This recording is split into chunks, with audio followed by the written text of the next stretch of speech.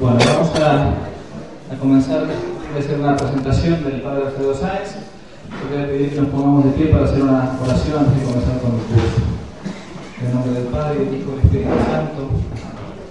Dios te salve María, llena eres de gracia, el Señor es contigo. Bendita tú eres entre todas las mujeres y bendito es el fruto de tu vientre, Jesús. Santa María, Madre de Dios, ruega por nosotros pecadores, ahora y en la hora de nuestra muerte. Gloria al Padre, y al Hijo y al Espíritu Santo. Como era en el principio, ahora y siempre, por los siglos de los siglos. Amén. Santo Tomás de Aquino. Ruega por nosotros. En el nombre del Padre, y del Hijo y del Espíritu Santo.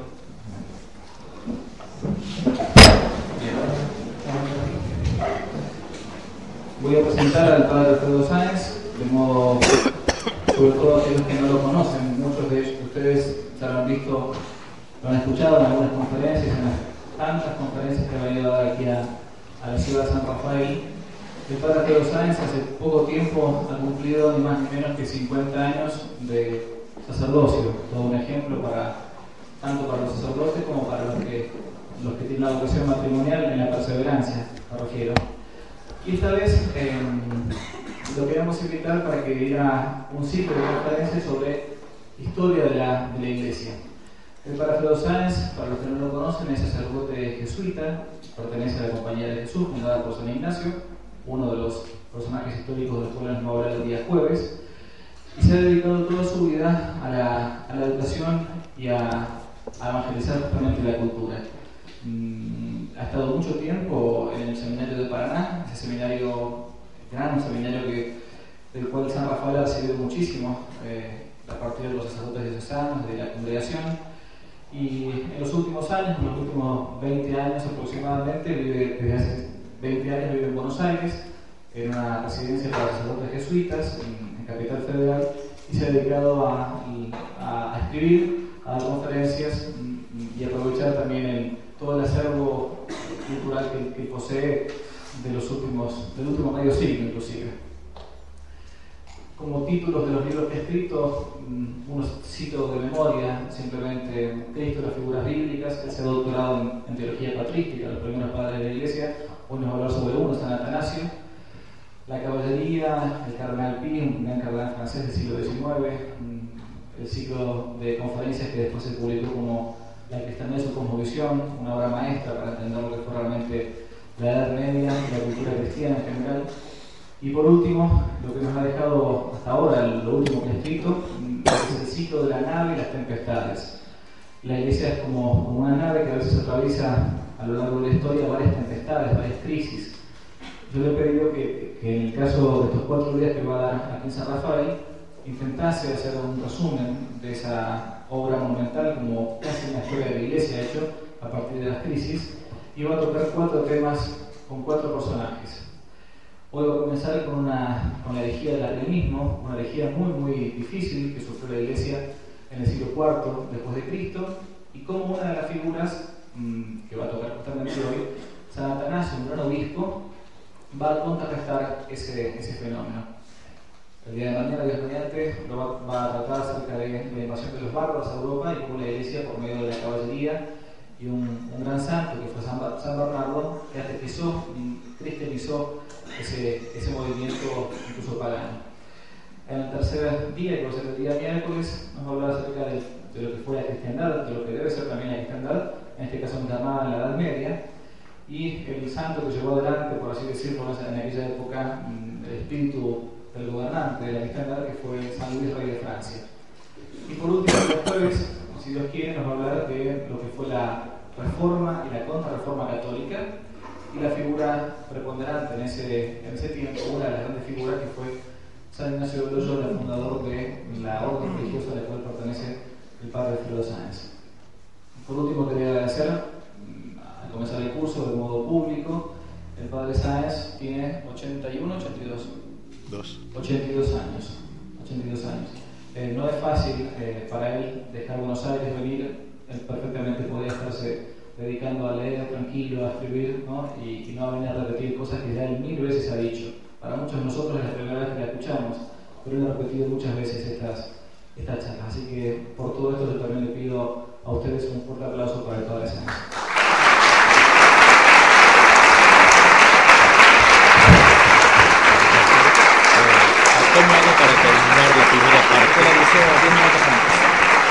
empieza 10 minutos antes.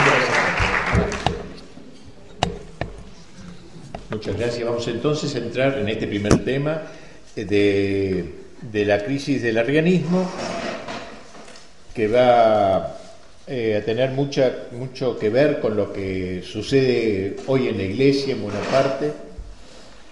A mí me han dicho algún enemigo que yo tengo maestría en hablar de los temas actuales hablando de historia, y creen que me refiero a veces a lo que pasa ahora contando lo que pasó hace 15 siglos. No es mi intención, no es que lo hago a propósito, sino que la historia se repite, la historia es magistra vitae, por tanto es muy natural que hay personajes permanentes, siempre hay Pilatos a lo largo de la historia, hay Herodes, hay Nicodemos que van de noche a verlo a Jesús, hay Judas, todos los personajes se reiteran, sobre todo lo de la pasión, de los personajes que acompañaron a Cristo en ese momento. Así que vamos hoy a tratar de esta enorme crisis del arrianismo. Se ha comparado la crisis de hoy, por eso voy a decir a esa crisis, bastante parecida es, pero que es muy ilustrativa para nosotros. Hemos de señalar que en aquellos tiempos, estamos en el siglo IV más o menos, IV-V, en aquellos tiempos se destacaban dos grandes escuelas teológicas. Todavía la doctrina no estaba perfectamente declarada. La primera, que era la llamada Escuela de Antioquía, una de las ciudades importantes de aquella época, insistía en la humanidad de Cristo más que en su divinidad. La segunda, la Escuela de Alejandría, que era una gran capital del pensamiento griego, que había sucedido casi más importante que Atenas, que insistía, en cambio, la de Alejandría exaltaba la divinidad de Cristo más que su humanidad. Ambas escuelas hubieran podido permanecer aceptables si solo se hubieran limitado a esa enfatización, una de lo divino de Cristo y otra de lo humano de Cristo, pero sin negar, ¿no? O sea, afirmar que era hombre, sin negar que fuera Dios, afirmar que era Dios, sin negar que fuera hombre. Desgraciadamente hubo en las dos escuelas quienes exageraron el énfasis, acabando en herejía, reconociendo en Cristo solamente a un Dios, era una herejía, tiene un nombre determinado, pero ahora nos quedamos en otra que solamente afirmaba, negaba lo divino en Cristo, quedándose en lo humano. Pues bien, Arrio es el personaje que va a iniciar esta herejía del arrianismo. Procedía de la escuela de Antioquía, fue uno de sus principales representantes. Este personaje nació en Libia el año 256, norte de África, y se educó teológicamente en la escuela de Antioquía, considerándose discípulo del fundador de dicha escuela, que había creado entre sus alumnos lazos de verdadera amistad, había formado una verdadera escuela teológica. De allí Arrio, se llamaba Arrio, pasó a Alejandría, que era por aquel entonces una de las ciudades más importantes de la cultura, como dije, y más cultas del imperio romano, donde el obispo Alejandro, se llamaba el obispo, y Alejandro lo ordenó de sacerdote, encargándole la atención pastoral de una parroquia de esa ciudad. Y a partir del año 318 empezó a predicar, mucho hablaba muy bien. Bueno, antes de seguir les advierto que esto ya está publicado en el libro de La nave y las tempestades, para que no se pongan nerviosos sacando notas, yo hablo un poco rápido. Después lo pueden leer serenamente, más largamente incluso, en el libro, en el primer tomo de esa colección, donde hablo entre otras cosas, del arrianismo y de esto. Y de ahí le digo para que no se cansen sacando notas, después lo encontrarán mejor. Decía entonces que lo tenemos ahora predicando allí en Alejandría como párroco y enseñando una doctrina peculiar sobre el verbo divino y su relación con el Padre, no con el verbo encarnado que ustedes conocen, sino con el origen del verbo encarnado, que es Cristo, ¿no? Y cuando el obispo se enteró de que estaba diciendo estas cosas raras un poco, no consideró al principio que se tratase de algo preocupante, es enfatizar en Cristo no tanto lo divino, no pareció un énfasis nomás. Sin embargo, lo invitó a un diálogo con un grupo de teólogos para ver si no se salía del margen de la doctrina ortodoxa. Y allí Arrio expuso delante de obispos, delante del obispo y de esos amigos, expuso que en su opinión, y ahora cito algo de él, el Hijo de Dios había sido creado del no ser, que había hablado, que había habido un tiempo en que no existía, que en su voluntad tenían cabida tanto el mal como la virtud, y que era una criatura, algo hecho, alguien creado, algo creado. Los teólogos allí presentes, claro, se opusieron frontalmente a esta opinión tan desembosada, afirmando que el Hijo no había sido creado, sino que era eterno como el Padre, que era verdadero Dios, y era de su misma sustancia, era de la misma sustancia que Dios Padre. Pues bien, para salvaguardar los privilegios del Padre, único no engendrado, único sin principio, único eterno, Arrio afirmaba que él era el comienzo de todos los seres, Dios Padre, del comienzo de todos los seres, incluido de su propio Hijo, que no es eterno, no es coeterno con el Padre, ni increado como él, porque del Padre ha recibido la vida y el ser. Es cierto que fue engendrado antes de todos los tiempos, sigue diciendo Arrio en esta teoría que tiene, pero no por ello es menos creado. Y trae a colación un texto de la Escritura al cual volvería una y otra vez, tomado del libro de los Proverbios, donde dice: el Señor me creó, primicia de la creación, primicia de su camino antes que sus obras más antiguas. El versículo arriano por excelencia, lo que ellos tomaban de la Escritura para fundar su error. No es en consecuencia Dios, es una criatura divina, es divino, no es Dios. Y por ende es inferior al Padre, si bien de ningún modo comparable con el resto de los seres creados. Está por encima de todos los seres creados, pero Él es creado. Según el cardenal Newman, que ha escrito muy buenos libros sobre historia de la Iglesia, en su excelente tomo sobre nuestro tema, al que llamó Los Arrianos del siglo IV, tuvieron especial influjo en la aparición de la nueva herejía algunos sectores del judaísmo, o mejor del llamado judeo-cristianismo, con su visión temporalista del Mesías. Siempre los judíos, ¿se acuerdan en la época de que Cristo vivía físicamente entre nosotros? Que en todo caso muchos se acercaban a él para hacerlo un rey temporal, no más, en última un político, razón por la cual luego no restarían su apoyo a las proposiciones arrianas, no pocos judíos. Bien, resumiendo la doctrina arriana.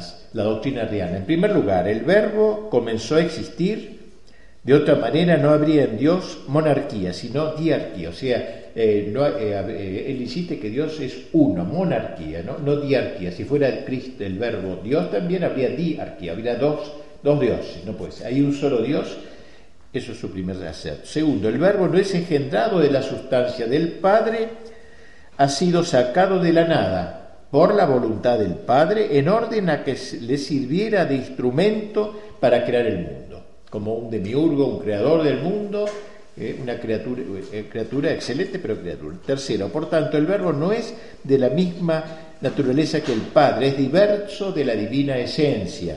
Cuarto, habiendo sido creado, su voluntad es capaz tanto del mal como del bien, porque tiene libertad para el mal, no es inmutable, no es impecable.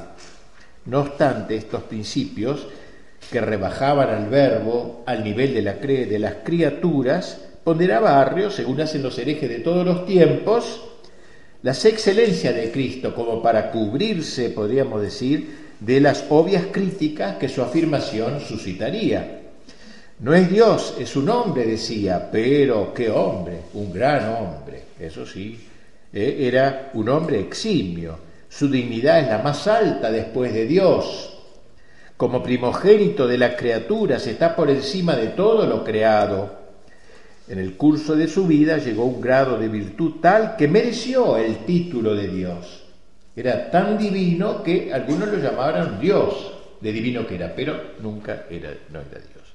Bueno, cuando el obispo Alejandro, que era un gran hombre, era un hombre muy bueno, inteligente y muy bueno, un pastor, conoció bien lo que se escondía tras esta doctrina, entendió que trastornaba por completo el dogma católico, renovando aquella opinión gnóstica, o sea, de otros grupos heréticos, del demiurgo, o sea, de alguien inferior a Dios, un intermediario entre Dios y la creación, él también creado, ¿no?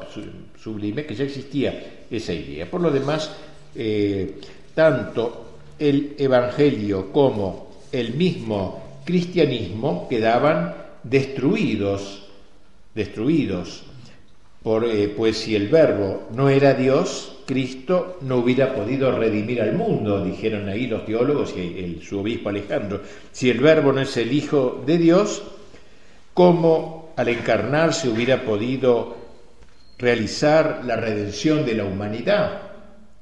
Si todo el cristianismo se puede resumir en aquella frase que nos ha dejado el gran Atanasio, del que hablaremos pronto, ¿quién sería el gran adversario del arrianismo? Esta frase espléndida, me gusta siempre repetirla porque es un resumen, quinta esencia del cristianismo: Dios se hizo hombre para que el hombre se hiciera Dios por la gracia.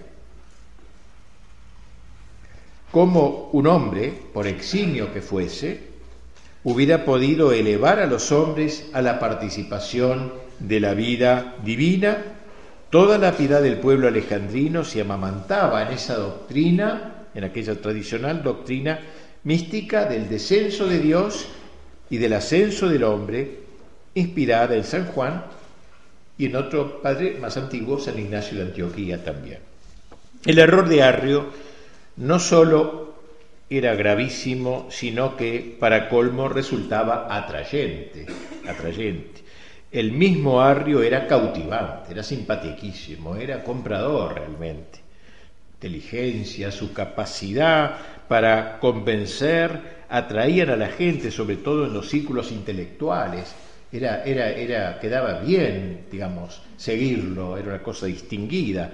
Y ello hacía el error más peligroso, porque en verdad el arrianismo no era sino una racionalización del misterio fundamental de nuestra fe, el misterio de la encarnación, al tiempo que una rebelión contra ese dogma y de paso contra todo el orden sobrenatural.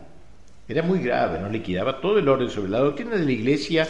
Se mostró clara desde el principio. Cristo fue sin duda un hombre como nosotros, semejante en todo, menos en el pecado, tal cual lo reconocieron sus mismos contemporáneos, pero también era Dios, no meramente un hombre divinizado, era plenamente Dios y plenamente hombre. Como ello resulta incomprensible la razón, fácilmente se tiende a racionalizarlo. El arrianismo no podía concebir la unión de lo infinito con lo finito, del Dios omnipotente y del ser humano limitado. Entonces solo quedaba reconocer que Cristo había sido un gran hombre, merecedor de honor y de gloria, pero que no tenía la plena naturaleza de la divinidad. Se le concedían atributos divinos, pero no la divinidad. El arrianismo, repitámoslo, es un error típicamente racionalista, brotado de la pretensión de querer ver clara y sencillamente algo que está más allá del alcance de la comprensión humana.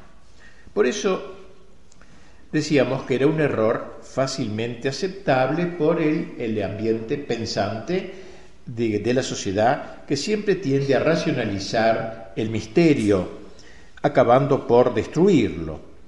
También los errores de Arrio fueron bien vistos por no pocas mujeres piadosas, ya que Arrio no les disgustaba, mostrándose como un hombre austero, como una asceta.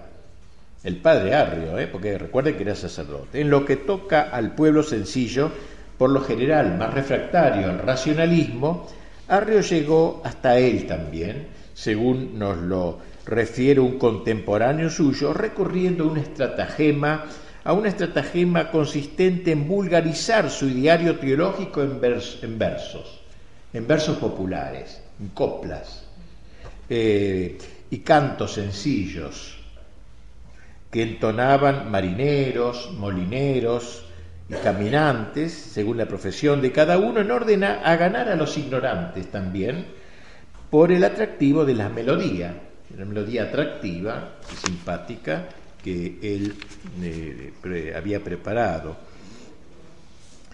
No deja, por eso Atanasio diría en cierta ocasión, una frase muy linda, dice, este hombre dice, ha querido hacer un coro contra el Salvador. Un coro, ¿no es cierto? No deja de ser curioso para nosotros que la gente sencilla cante ortodoxias o herejías. Entre nosotros no se dedica a eso en general, ¿no? Ahora suele preferirse otro tipo de cantos, pero en aquellos tiempos más interesados que nosotros por los grandes problemas, la gente común se sentía atraída por las discusiones teológicas. San Gregorio de Nisa cuenta que los cambistas del mercado, en el tiempo de él, si se les preguntaba ¿cuánto vale tal mercadería?, ¿no?, por ejemplo, o el valor de una moneda, respondían con una disertación sobre el engendrado y el no engendrado. No es común en nuestros comercios este tipo de discusiones. Así, en casa de un panadero, digamos, dice, entras en casa de un panadero, decía Gregorio, y el padre te dice, es mayor que el hijo. En las termas preguntas, vas a una terma a bañarte y preguntas si el baño está preparado, te responde que el hijo ha nacido de la nada. O sea, que es ideario. O sea, era una cosa que había entrado en él. Porque quiero decir que hombre atractivo, había llegado a todos los sectores sociales. Estamos así en presencia de una herejía que buscaba llegar al mayor número de personas posible. Hemos dicho que Alejandría tenía un obispo grande, Alejandro, que trató primero de atraer a Arrio por las buenas. Y al ver que éste se obstinaba, lo depuso de su cargo de párroco y lo excomulgó, juntamente con todos sus partidarios, entre los cuales se contaban varios diáconos de Alejandría, así como 2 obispos de Egipto, donde queda Alejandría, en la zona de Egipto. Si Alejandro creyó que con estas medidas se acababa el arrianismo, se diluía el arrianismo, convirtiéndose en una secta más, se equivocaba de medio a medio. Arrio no estaba dispuesto a reconocer su exclusión de la Iglesia. Arrio quería permanecer en la Iglesia y hacer triunfar su idea desde las entrañas mismas de la Iglesia. Cosa que Pío X dirá muchísimos siglos después, hablando del modernismo, una herejía en la entraña de la Iglesia, decía, que no se pone en la vereda de enfrente, desde adentro la va a destruir. Arrio no estaba dispuesto a reconocer su exclusión de la Iglesia. Quería permanecer en ella y hacer triunfar su idea. Y siguió pues ejerciendo su ministerio, mientras buscaba apoyo en obispos de Siria y Asia Menor, algunos de los cuales habían sido condiscípulos suyos, como un hombre muy influyente llamado Eusebio, pariente lejano nada menos que del emperador de Roma y obispo de la capital del imperio de Constantinopla, así que mire qué ayuda encontró, que era por aquel entonces la ciudad de Nicomedia, cerquita de Estambul, de la actual Estambul. Cuando Alejandro se enteró de estos contactos, ya con miembros del episcopado, se resolvió a proceder con más energía, convocando un sínodo de obispos egipcios al que asistieron unos 100 obispos. Toda la zona norte de África era la más cristiana del mundo en aquel tiempo, todavía no apareció en Mahoma con las invasiones, así que había 600 obispos en el norte de África. Entonces él hace organizar un sínodo de obispos egipcios al que asistieron unos 100, donde se resolvió que Arrio y sus adeptos quedasen excluidos de la Iglesia por causa de su herejía que ataca a Cristo, así se dijo, que ataca a Cristo. Alejandro se dirigió luego a todos los obispos de la Iglesia en un documento donde se les comunicaba las decisiones tomadas por el sínodo, y tras una breve exposición de las tesis arrianas se procedía a su refutación. Desde entonces, todo el oriente entró en erupción. De Nicomedia, que era como la capital casi del imperio del este, cerquita, como dije, de Estambul, de Nicomedia y de Alejandría partían cartas con expresiones contradictorias, destinadas a que los obispos estuviesen informados y tomasen posición, por uno o por otro. Alejandro escribió no menos de 70 cartas. Nicomedia, donde se había alojado el sacerdote alejandrino para protegerse con el obispo de allí, se convirtió en el foco de la propaganda arriana. Su obispo Eusebio, hábil y ambicioso diplomático, dirigía la operación. En carta circular a todos los obispos les pedía que readmitiesen en la iglesia a los expulsados de su comunión, porque decía no eran herejes, eran ortodoxos, era la verdadera doctrina. Especialmente presionaba sobre Alejandro para que se aflojase, para que obrase de la misma manera, pero este se mantuvo en su posición y pasó a la contraofensiva, asegurando también él en carta a los obispos que Arrio y los suyos eran agitadores que, despreciando la tradición apostólica, a ejemplo de los judíos, llevaban adelante la lucha contra Cristo y negaban su divinidad. Claramente, de manera más detallada, informó de todo al Papa Silvestre, que estaba en Roma. En un espectáculo semejante, tanto los paganos como los judíos se mostraban felices al contemplar la división de los católicos, de los cristianos, al notar eso.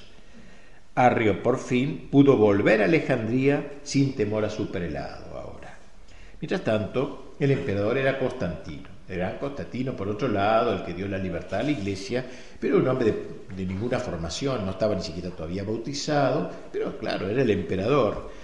Dueño ahora también del oriente, porque estaba dividido en dos partes, pero ahora estaba unido, ahora este momento, se dirigió a Nicomedia, la capital de la Roma Oriental, donde se enteró por el obispo Eusebio de las controversias que agitaban Egipto. Él no entiende nada de esto, creado o no creado, el pobre era de buena voluntad, se había acercado al cristianismo, pero era un lío en su imperio, digamos. Lo que más él anhelaba era la unión de todos sus súbditos en una misma religión. Era simplote, digamos así, ¿no? Creía que no era cuestión... Así como había logrado la unión política del imperio, quería la unión religiosa, una especie de ecumenismo primordial. Y por eso no dejó de preocuparse de esta división doctrinal que se manifestaba cada vez con mayor virulencia en el oriente, y así se dedicó a intervenir en el asunto a la manera de un mediador, en orden a lograr la reconciliación de los dos bandos. En la mentalidad simplista de Constantino se trataba de discusiones de escuela. Un grupo piensa una cosa, pero todos son buenos católicos, son cristianos. Discusión de escuela, por lo que creyó fácil una pacificación. Aflojen un poquito cada uno, etc. Lo primero que hizo fue mandar una carta a Alejandro, el patriarca de Alejandría, exhortándolo a que hiciese todo lo posible para superar estas divisiones. Luego envió a Ocio, obispo español de Córdoba de España y consejero suyo en los asuntos religiosos, hombre de entera confianza, con varias cartas para Alejandro y para Arrio, encareciéndoles la necesidad perentoria de ponerse prontamente de acuerdo. En una de esas misivas, común a Alejandro y Arrio, se mostraba igualmente severo para con ambos por haber hecho esta polémica, haber iniciado esta polémica en el imperio. Entonces, se notaba la superficialidad de este hombre de entender la verdadera esencia de la Iglesia y más aún del significado de la figura de Cristo, así como su desconocimiento de la verdadera situación, en la idea de que ella podía remediarse con un mero llamado a la reconciliación de los dos contendientes. El arrianismo no era para él sino una vana disputa de palabras. Y la paz del imperio valía más que una de esas sutilezas. No se daba cuenta que detrás de las palabras lo que estaba en juego era simplemente la supervivencia misma del cristianismo. Al llegar el obispo Ocio, que no era mal hombre, ya veremos después, Al llegar, a Alejandría y entablar las primeras conversaciones, entendió rápidamente que el camino previsto por el emperador para la solución del litigio, que incluía la reconciliación de Arrio con su obispo y la suspensión de toda polémica pública sobre el punto en cuestión, era totalmente inviable.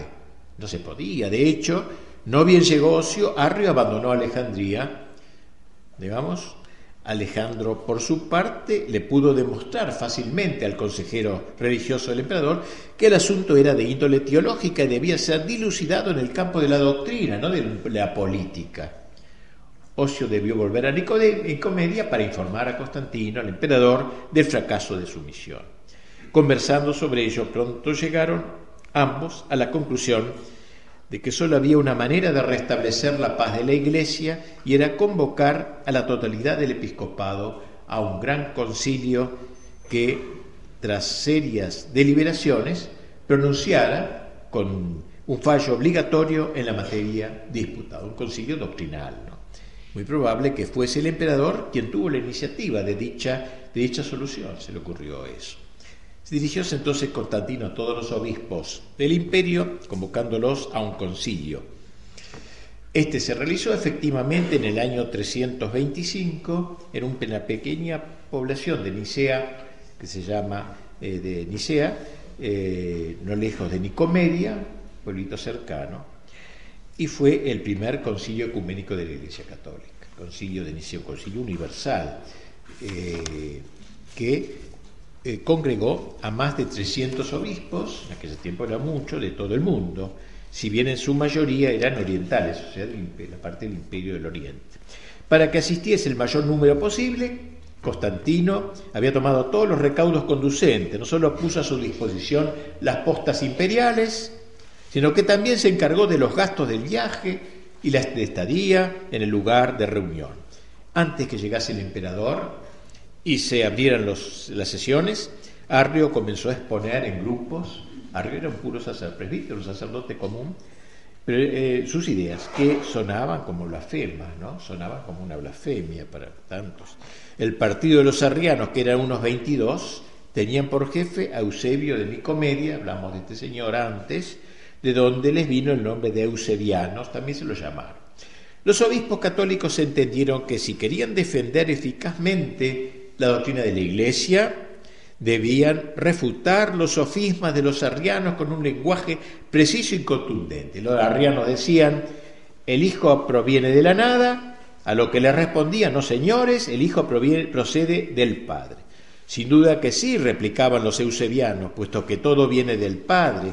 Como se ve, esquivaban el asunto recurriendo a expresiones ambiguas. Tampoco faltó en estos prolegómenos, así como luego en el transcurso del concilio, el triste espectáculo de intrigas y calumnias e incluso de panfletos anónimos. Cuando Constantino se enteró de eso, tras hacerlos conocer a los interesados, los hizo quemar delante de ellos todos esos panfletos, al tiempo que exhortaba a los obispos a mantener la armonía, dedicándose de lleno a la misión que les había llevado a Nicea. La sesión de apertura se realizó en mayo del año 325 con extraordinaria solemnidad. Nunca había habido un concilio. Como la iglesia del pueblo de Nicea era demasiado pequeña para los actos del concilio, el emperador puso el propio palacio de la ciudad a disposición de los obispos durante todo el tiempo que durasen las sesiones. La inauguración fue solemne en la sala Gran Palacio Imperial. Prelados ocuparon sus puestos a ambos lados del recinto, aguardando con expectación la llegada del emperador. Piense que las persecuciones habían durado hasta Constantino, ¿no? Así que estaba tensa la situación, para quien se había reservado el emperador un sillón dorado. Gran impresión causó el ingreso de Constantino, entonces en el apogeo de su juventud y de su poder, vestido de púrpura, radiante de júbilo por el éxito de la asamblea que él consideraba como un símbolo de la unidad religiosa del imperio que él quería. Uno de los obispos pronunció una breve salutación y luego el emperador tomó la palabra para dirigir una locución en latín. En esa época sabía más que Cristina de lenguas, como para hablar.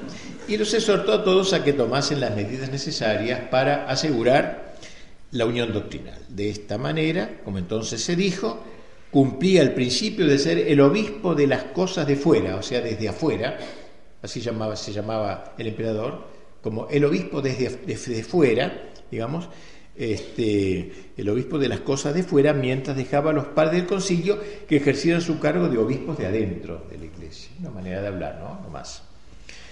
La asamblea era verdaderamente venerable por la calidad de sus miembros. Hallábanse entre ellos algunos confesores de las últimas persecuciones, que podían exhibir las cicatrices recibidas en la cara, en los brazos, en las manos, o miembros mutilados, había algunos de ellos mutilados. Otros eran célebres en razón de su santidad, su sabiduría, su erudición, como el venerable patriarca de Alejandría, Alejandro, que sería santo, luego declarado santo, San Alejandro, a quien escoltaba un diácono que tenía infatigable, un muchacho joven, infatigable, era diácono, y se llamaba Atanasio, nombre que no olvidemos, Atanasio. Joven, muy joven digo, pero que sería ya desde entonces el alma del movimiento antiarriano, el alma. Es cierto que, siendo diácono, no podía participar directamente en las sesiones del concilio, pero por su interna actuación y su ser perito de su obispo, el obispo de Alejandría, y de muchos que lo escuchaban, se iba convirtiendo en el blanco del odio de los arrianos. Veían en él el gran polemista, ¿no? De alguna manera. También Arrio estaba presente. Pero Arrio era sacerdote, como he dicho varias veces, presbítero. Tampoco él, como ser obispo, tomó parte de las sesiones. Sin embargo, se lo encontraba con frecuencia en los corredores, orientando a sus partidarios, entre los cuales los dos obispos Eusebios, Nicomedia uno, que lo conocemos ya, y otro en Cesarea. Este último logró granjearse el favor de Constantino, lo que luego sabría explotar con notable habilidad. El occidente latino tuvo escasa representación. Vino algunos obispos de zonas remotas, algunos como de África, o de las Galias, de la Francia actual, Italia o Inglaterra, por las grandes distancias, a pesar de tener el sostén imperial. Bueno, ya desde las primeras sesiones se comenzaron a mostrar las diversas tendencias relativas al punto crucial, la doctrina sobre el verbo. Unos insistían en los puntos básicos de la doctrina católica, la unidad de la esencia divina, la divinidad del verbo, su distinción del Padre. Otros, en cambio, sin dejar de confesar la divinidad de Cristo, lo hacían con términos que favorecían las opiniones subordinacionistas. Un hijo subordinado al Padre, como si en alguna manera el hijo fuese inferior al Padre. Finalmente, los seguidores directos de Arrio, unos 22 obispos, expresaban claramente su opinión de que el verbo era una criatura del Padre y distinto de él en su esencia.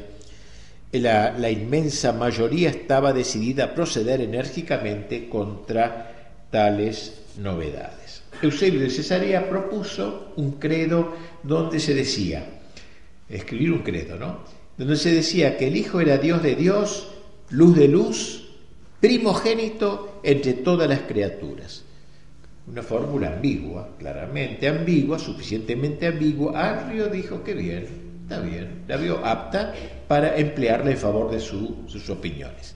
Pero la mayoría de los padres quiso cerrar el paso a cualquier tipo de anfibología, recurriendo a un vocablo que mejor expresara la doctrina católica sobre el verbo. Fue la célebre palabra homoousion, palabra griega, hablaban en griego, o latino en griego. Homoousion quiere decir de la misma sustancia.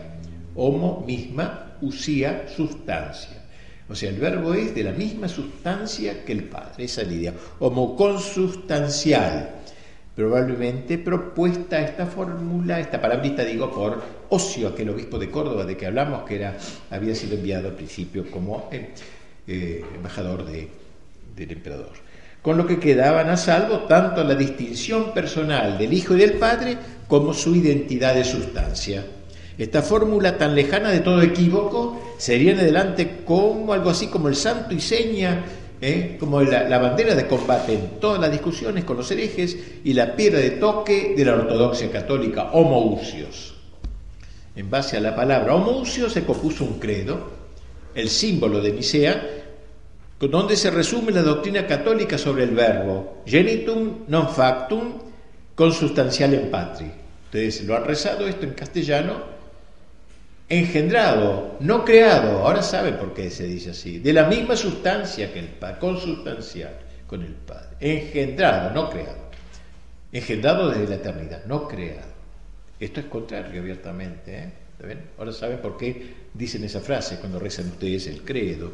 La cláusula final contenía un claro repudio a la teología arriana, según se proclamó allí mismo de manera taxativa, a aquellos que dicen: hubo un tiempo en que no fue, y antes de ser no era, y fue hecho de la nada, o a los que afirman que el Hijo de Dios es de otra sustancia o de otra esencia, o que ha sido creado, o está sujeto a cambio o mutación. A esos los anatematiza la Iglesia católica y apostólica.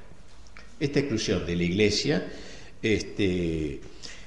afectó en un principio solo a Arrio y a 2 obispos amigos suyos, ya que fuera de ellos todos los demás, aunque en su corazón fuesen arrianos, suscribieron el símbolo. Símbolo significa el credo, ¿no? Se llama símbolo de la fe. No en vano el emperador, que hizo suyo el texto, porque dijo, bueno, se acabó el lío, él no entendía mucho de estas cosas, pero bueno, ojalá a veces comunicó que quienes lo rechazasen serían desterrados. O sea, al revés, se puso bien a favor de la ortodoxia ahora.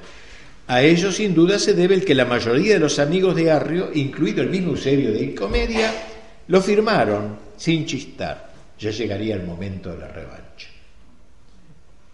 Sin duda fue para Arrio un trago amargo verse así abandonado por sus mismos amigos. Es cierto que él sabía que obispos como Eusebio de Nicomedia estaban totalmente de su lado, pero no podían expresarlo exteriormente por miedo al emperador. En adelante realizarían un trabajo de zapa tendiente a ir desacreditando ante Constantino a los defensores del concilio mismo, pero dicha maniobra sería a largo plazo. Mientras tanto, Arrio fue desterrado al mismo tiempo que prohibieron sus escritos y los de sus seguidores. El emperador clausuró el concilio con toda la pompa posible. Dicho acto coincidió con la celebración de los 20 años de su gobierno, por lo que ofreció a los padres conciliares un espléndido banquete en su palacio de Nicomedia, donde les hizo entrega de ricos presentes, y antes de que los obispos se retirasen, los reunió una vez más y los exhortó a seguir conservando la paz entre sí y a evitar querellas de competencias. Poco después dirigió un pormenorizado informe del concilio a la Iglesia, asegurando a los fieles que se habían analizado con seriedad todas las grandes cuestiones, lográndose por fin la homogeneidad en la fe.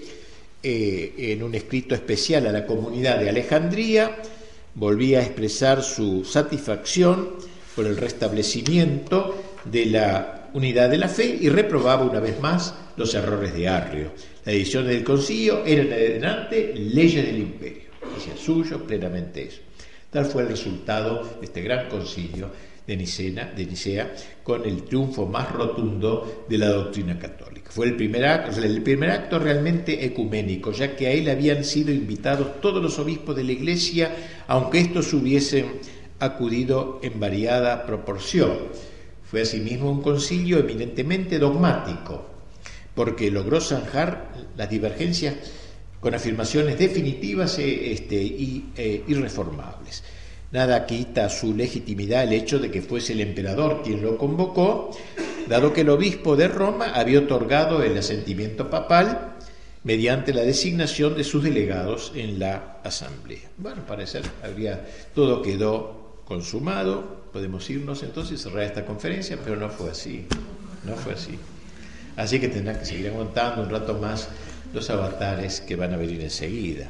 Concilio de Nicea no fue el fin, fue el principio de un largo debate, siempre en torno a los temas suscitados por el arrianismo. Durante los 10 años que siguieron a Nicea, el emperador continuó interviniendo en las cuestiones religiosas, lo que tenía sus pros y sus contras, como se podrá ver por lo que ahora diremos. Al comienzo, los partidarios de Arrio se llamaron por un tiempo a silencio, cuarteles de invierno, máxime al ver que Constantino no quería tolerar a nadie que se opusiera a las decisiones de Nicea, considerando a los arrianos como perturbadores del orden público. Era simplemente una cuestión del Estado para él. Pero no le pidamos más, porque el pobre no entendía mucho de estas cosas. Pero pronto iniciaron una serie de campañas con el objeto de apartar al emperador del lado de Nicea. En el año 328, 325 fue el sínodo, estamos 3 años después, murió Alejandro, obispo de Alejandría, quien sería, como dije, ulteriormente canonizado. Un grande, uno de los grandes. Todo el pueblo, relatan los obispos egipcios en una carta colectiva, toda la Iglesia católica, como a una voz y como un solo hombre, rogaba y clamaba pidiendo a Atanasio por obispo, a su diácono, a su jovencito, ya no, un poquito menos joven, pero todavía muy joven, por obispo. Lo pedían a Cristo, lo pedía a Cristo en oraciones públicas, dicen, no, lo pedían, nos insistían, comenta esto, ¿no? El que escribe, nos insistían día y noche que lo consagrásemos, sin abandonar los templos, los fieles, ¿no? Y sin permitirnos salir de ellos. Los encerraba los obispos en el templo hasta que no se reconozcan a Atanasio. Alababan sus virtudes, su celo, su piedad. Los llamaban un verdadero cristiano, un asceta, un verdadero obispo. Quizá los prelados no experimentaban el mismo entusiasmo que su pueblo, porque, dadas las dotes de paladín que caracterizaban ya a Atanasio, temían que al elegirle se diesen un autócrata, una especie de obispo, digamos, medio dictador. Asimismo, una parte del clero, influida por el pensamiento de Arrio, no lo miraba con buenos ojos, sea lo que fuere, resultó designado, dando comienzo a un episcopado realmente glorioso, uno de los grandes padres de la Iglesia, uno de los obispos ejemplares de la Iglesia, casi en soledad casi total, vamos a decir, muy generalizada, que va a mantener la ortodoxia, y a él le debemos agradecer eso nosotros. Año tras año visitaría hasta los últimos rincones de su gran diócesis, una de las más grandes del mundo. Visitaría a todos los pueblos, y trató también de influir en el ánimo del emperador. Bien, lo tenemos entonces ya ahora a Atanasio. El hecho es que por decisión de Constantino volvió el primer Eusebio a su sede de Nicomedia, precisamente el mismo año en que Atanasio fue consagrado obispo. Como era el alma del partido arriano, ya empiezan los líos por poner un obispo en una ciudad tan importante, capital casi, Eusebio, escondía que probablemente su arrianismo, no lo sé, pero bueno, como era el alma del partido arriano, desde allí se dedicó a reorganizar sus huestes y reanudar la campaña a favor de sus ideas. Es claro que aún no podía emprender una lucha abierta, ¿no?, contra el sínodo de Nicea, ya que eso lo habría malquistado con el emperador. Lo que estaba realmente a su alcance era la tarea de ir desacreditando a las personalidades más destacadas de las filas ortodoxas. El primero contra quien arremetió fue el obispo Eustaquio de Antioquía, uno de los jefes del grupo niceno, haciéndole creer al emperador que era un obispo conflictivo, que era un hombre de dudosa moral, hasta eso, y que a veces había permitido hablar mal de la madre del emperador. Miren qué chismerío, empezar a contarle eso al emperador. Constantino, muy molesto, sumamente molesto, convocó un sínodo en Antioquía, sede del pastor cuestionado, donde los obispos amigos de Arrio depusieron a Eustaquio, tras lo cual el emperador lo desterró a Tracia, que era el obispo bueno, ¿no? Lo desterró a Tracia y con él fueron expulsados 8 obispos de la misma línea. Así que la cosa se empezaba a poner mal de nuevo. Viendo Eusebio su partido considerablemente fortificado, trató de lograr que Arrio regresase a Alejandría. Lo primero que hizo fue escribirle a Atanasio para que lo llamase de nuevo.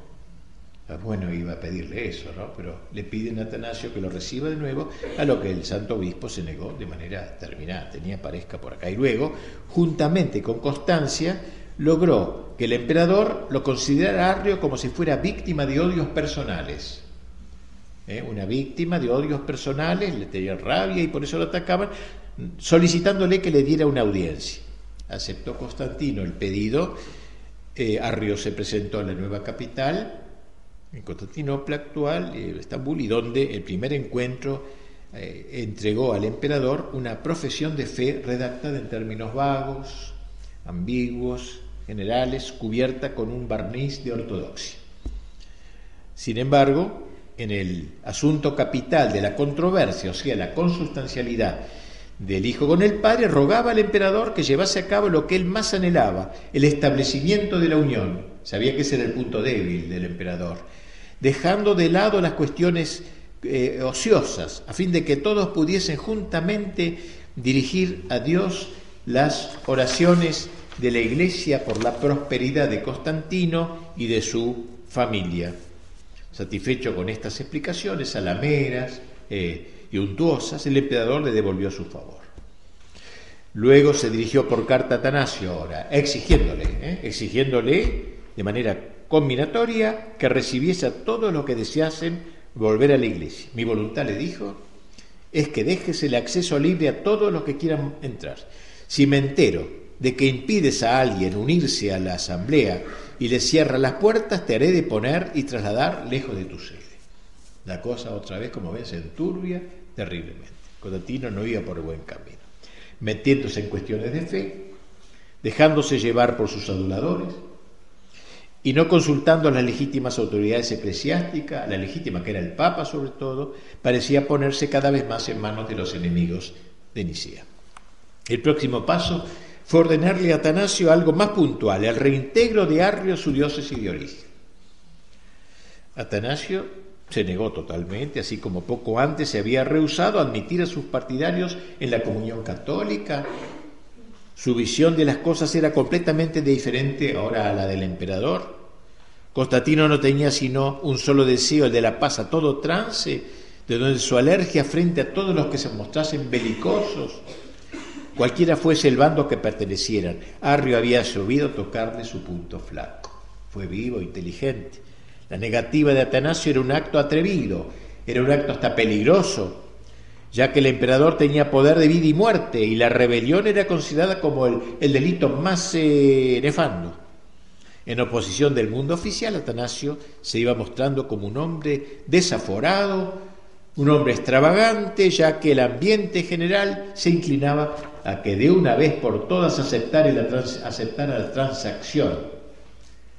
También en este caso recurrieron los arrianos al método de desprestigio. Si hasta ahora no se ha instaurado la paz religiosa, decían, hay una sola culpa, y se debe esto ¿a quién? Al temperamento despótico del obispo de Alejandría, quien no vacila en apelar a los medios violentos para hacer triunfar sus intereses. Incluso se llegó a decir que había hecho asesinar a un obispo cismático por no haber querido someterse. Cuando el emperador ordenó examinar el asunto, apareció el supuesto difunto. Es como los desaparecidos de ahora que después aparecen, así. Se afirmó también que había mandado azotar a otros obispos, no es mala idea a veces en algunos casos, bueno, por motivos semejantes, y que había profanado un cáliz, qué sé yo. Le llenaron de críticas, de calumnias, incluso se susurró a los oídos del emperador que tenía trato con algunos rebeldes del imperio, pues en fin, un chismerío. Constantino no hizo demasiado caso, gracias a Dios, de estas calumnias. Lo que a él más le preocupaba, como digo, era la división dentro de la iglesia. Lo que más deseaba era que no hubiese conflictos. Se equivocaba el emperador, ya que si es cierto que la paz es un bien, nunca será tal cuando se la alcanza a costa de la verdad. En la práctica, la política estatal fue haciendo que poco a poco disminuyese el número de hombres enérgicos. Pues están todos los que se iban encolumnando al que tenía poder. No había ya cada vez más hombres dispuestos a combatir por la ortodoxia. Los que conservaban sus puestos y obtenían los favores del emperador, ¿quiénes eran? Los moderados, entre comillas lo digo, los, entre comillas, políticos, diríamos hoy políticamente correctos, hombres honestos, a veces como Eusebio de Cesarea, pero en los que un amor mal entendido de la paz o una ambición insaciable del poder hacían acallar con demasiada frecuencia la voz de la conciencia. Estos, de hecho, siempre se inclinaban a favorecer al erranismo, sobre todo si era mitigado. Tantas fueron, sin embargo, las inculpaciones siempre reiteradas contra el gran Atanasio que al fin lograron impresionar a Constantino, quien se decidió a tomar cartas en el asunto. Hacía poco había enviado una invitación a todos los obispos para que asistiesen a la ceremonia de consagración del Santo Sepulcro en la ciudad de Jerusalén. Con ese motivo les pidió que se reunieran en la vecina ciudad de Tiro, en orden a que de una vez por todas resolvieran el caso Atanasio. Ahora el caso era no Arrio, sino Atanasio.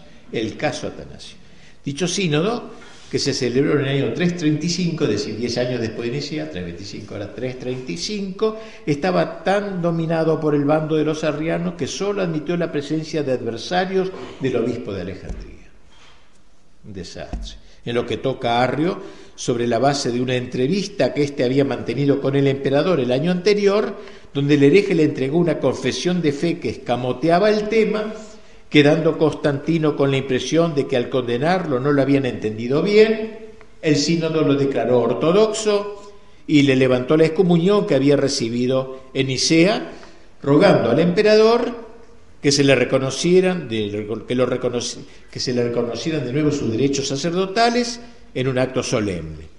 En lo que se refiere a Atanasio, como lo que buscaban era arrancar al emperador un decreto de destierro, dejaron de momento otras acusaciones y lanzaron una nueva calumnia que pudiese impresionar a Constantino de manera decisiva. En aquellos momentos el imperio estaba atravesando por una grave crisis de abastecimiento. Entonces le hicieron creer que Anastasio había sobornado, miren la crítica que le hicieron, nada que ver, ha sobornado a un grupo de marineros egipcios que le eran afectuosamente solidarios para impedir que el trigo fuese transportado a Constantinopla. Nada que ver con el tema, ¿no? El emperador, furioso, indignado, pronunció contra Atanasio la sentencia de destierro. Sería el primero de los 6 destierros que este gran héroe de la fe, este atleta de la fe, tendría que sobrellevar en su larga carrera de atleta, como digo, de la causa católica. El lugar señalado para el exilio fue la ciudad de Treveris, en la actual Alemania. No contentos con este resonante logro, los obispos arrianos se trasladaron de Tiro a Jerusalén, donde Constantino había querido celebrar, como dije, con extraordinaria pompa los 30 años de su ascensión al trono imperial, y lo colmaron de halagos al emperador, llegando entonces al límite de atrevimiento. Y Constantino, al colmo de la debilidad, consiguieron que el emperador enviara una carta a la ciudad de Alejandría en la cual se anunciaba que en prenda de reconciliación retornaría allí el mismo Arrio. Fue tal la conmoción del pueblo ante la noticia de la apoteosis ahora del hereje, que se tuvo que postergar la ejecución de la orden, resolviéndose finalmente que la solemne readmisión en la iglesia tuviera lugar en Constantinopla, porque iba a ser un honor presidir en Alejandría. Cuando Arrio se disponía a saborear su triunfo final, ahora sí había triunfado, murió de golpe de manera trágica, qué sé yo, que de ataque al corazón, infarto, lo que sea. Mientras tanto, el Atanasio se preparaba para cumplir la orden de destierro. Las protestas se multiplicaron en Alejandría. Durante los 7 años de su laborioso episcopado había logrado aglutinar sólidamente en torno hacia todas las fuerzas ortodoxas.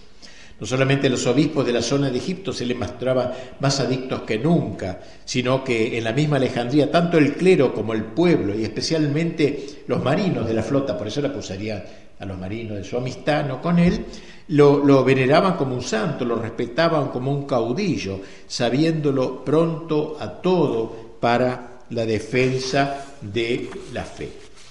Llegó el día y Atanasio se embarcó para Constantinopla. De allí se dirigió a Tréveris, lugar señalado para su destierro, su exilio, desde donde seguiría en estrecho contacto con sus fieles.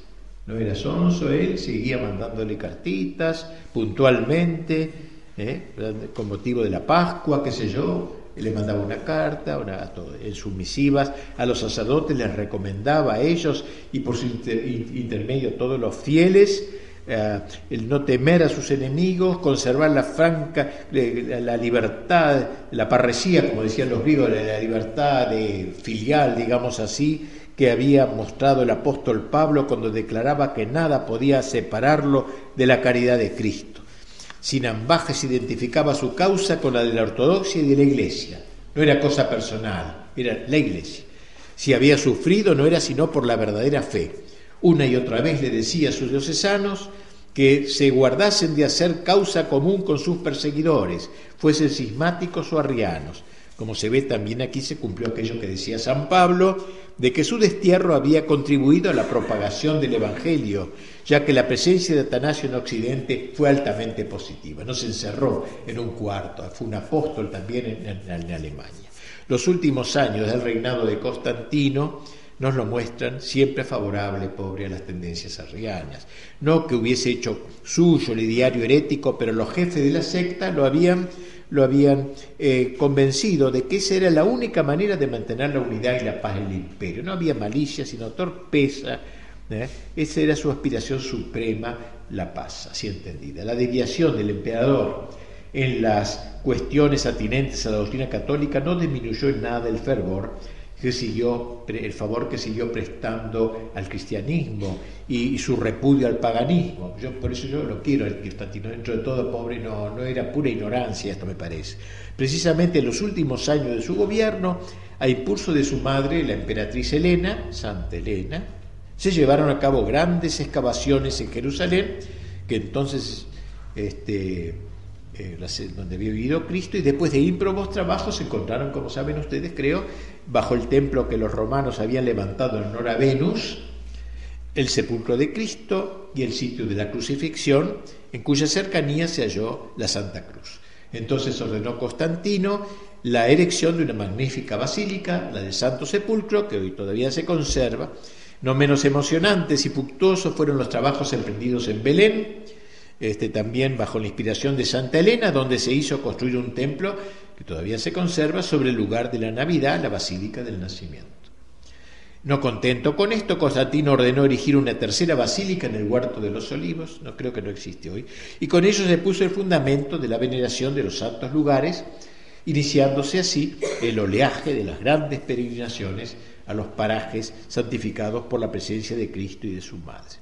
A fines del 335 dividió Constantinopla la administración del vasto imperio, Constantino, la administración del vasto imperio romano entre sus 3 hijos y 2 sobrinos, como antaño lo había hecho Diocleciano.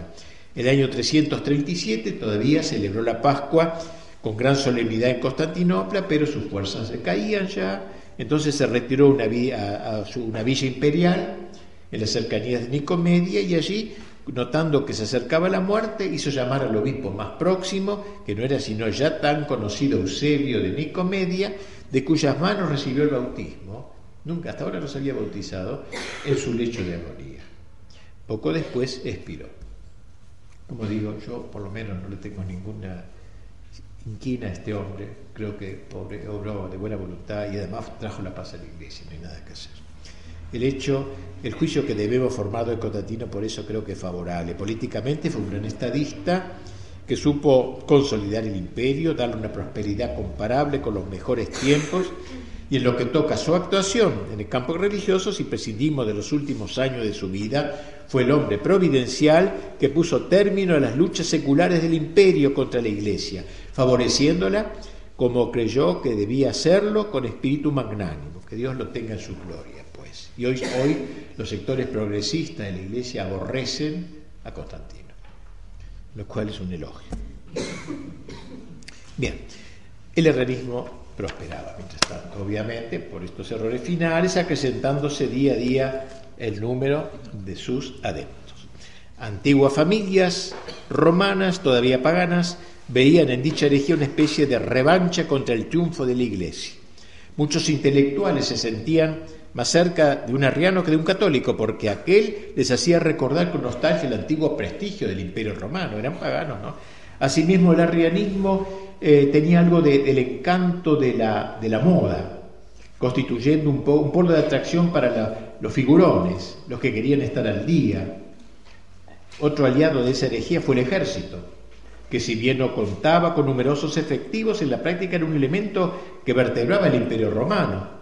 Por aquel entonces se alistaban en sus filas muchos galos, españoles, etcétera, es decir, guerreros pertenecientes a los grupos llamados bárbaros, de que hablaremos mañana, creo. Por lo demás, la mayoría de la gente prefería seguir la tendencia de la corte, plegándose abiertamente a la nueva religión oficial, diríamos. Por lo demás, cada vez serían más las sedes ocupadas por los obispos arrianos, como Constantinopla, Heraclea, Éfeso, Ancira, ambas Cesareas, Antioquía, Laodicea, Alejandría.